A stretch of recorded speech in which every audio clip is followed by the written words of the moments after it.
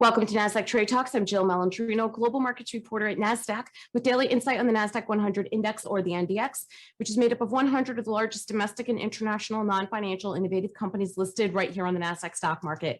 The NDX has been the barometer for U.S. large cap growth and also one of the best performing indexes over the last decade and a half, not to mention one of the most liquid index ecosystems in the world.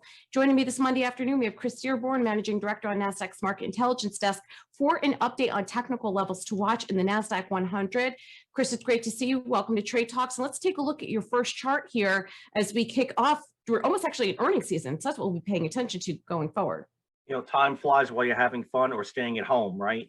Yes. It's been a tremendous run for the Nasdaq-100 the last few days. You saw gains of nearly 2% earlier. The index is doing fantastic. If you remember last week, we talked about some resistance and support areas, and you saw the 100-day moving average and the 50-day moving average narrowing in their band.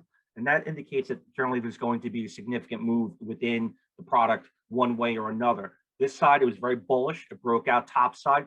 The 50-day moving average stands at 13,184. We broke through that at the end of last week on Thursday. Remember, markets were closed Friday. And you got three big green candles, one after another.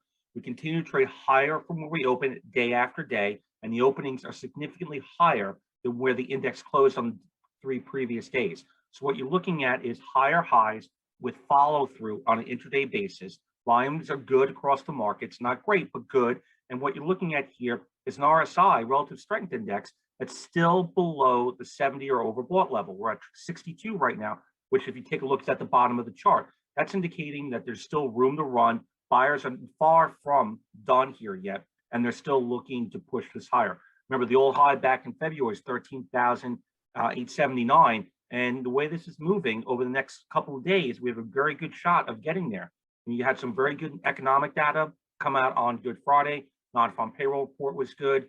People are going back to work. You know, the good news really is good news here, and it's reflecting within the index. And with that, you have a lot of the underlying names doing very well on an individual basis. So there's a lot to be happy for here. And you know, you have almost like a mini head and shoulders pattern kind of forming on a day-to-day basis within the index here. That screams higher highs. And Chris, our second chart here, looking at some of the individual constituents participating. Yep, like we said before, a lot of good macro news, but there's also a lot of good, very good stock-specific news. Alphabet had a favorable core case today, adding nearly 40 index points between the two classes of stock, between Google and Google L. Microsoft had some favorable news as well, and obviously Tesla with the deliverables coming out this week. That right there is adding over 100 points to the index. And then you have the other big boys right behind there, Apple and Amazon and Facebook adding to it as well. On the downside, you don't have that many names trading in the red.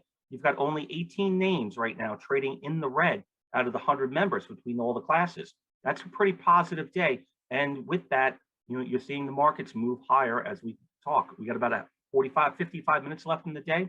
This could close back towards the highs of the day here. All right, Chris, appreciate the insight. Thanks for joining us on Trade Talks, and thanks for joining me. I'm Jill Malandrino, global markets reporter at Nasdaq.